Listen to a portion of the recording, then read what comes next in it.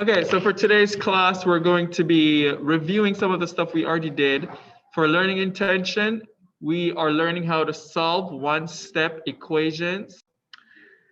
And for success criteria, we're just going to be looking at applying the distributive property.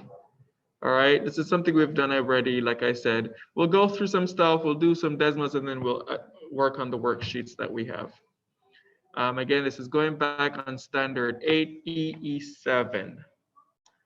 All right, so when we talk about the distributive property, we talk about dispersing whatever variables on the outside to the variable that's on the inside. So for example, if I have 2x plus 6.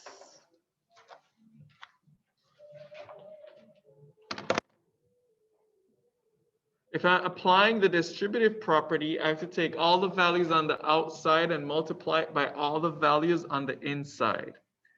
So I go 2 times x and 2 times 6. So then when I do that, I end up with 2x, because 2 times x is 2x, and then 2 times positive 6 is positive 12. That's basically applying the distributive property. If you look at another example, if we have 2 times 4 plus 3. If I'm applying the distributive property, whatever numbers on the outside, I have to multiply it by all the numbers on the inside. 2 times 4 and 2 times 3. So then this gives me 8, because 2 times 4 is 8. And then 2 times 3 is 6, which equals out to 14. Let's do one more example, and then we'll turn it up a notch and put in a little bit harder question. So, y times 3 plus 8. If I'm doing the distributive property, I have to multiply each term on the outside by each term on the inside. See, I just go ahead and draw my arrows. 3 times y is 3y, and y times 8 is 8y. All right, we're not necessarily looking at combining like terms yet, so let's just leave our answers like that for now. I'm going to do one more. 7 times z plus 2.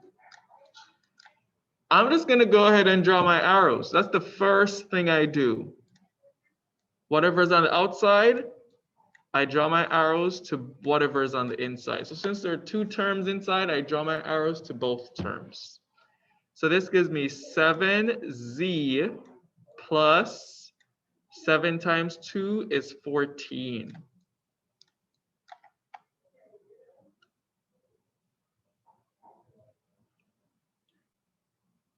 Let's look at something a little bit, I wouldn't say harder, just takes a longer time. So if I have 8 times x plus y plus 2.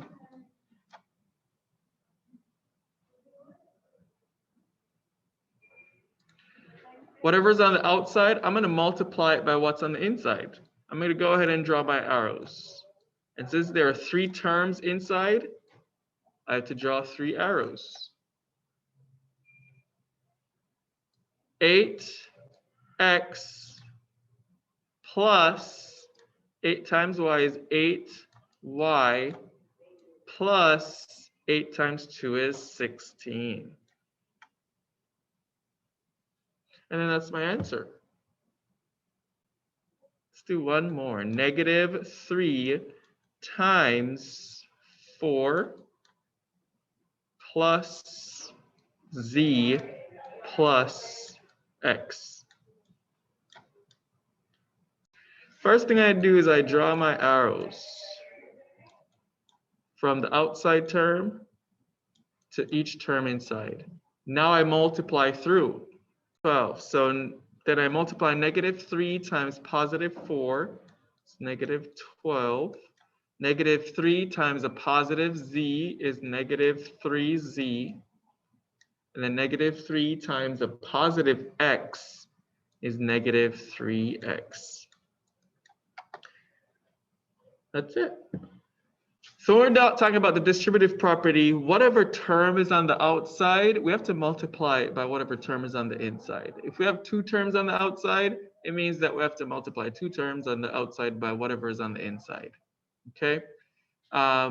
This is very simple. Let me know if you have any questions. And again, if we go back to what our success criteria was for today, it states that we're going to be able to apply distributive property when we're solving one-step equations. So our goal is to be able to apply the distributive property when we're solving equations. With that said, let me know if you have any questions. Stop.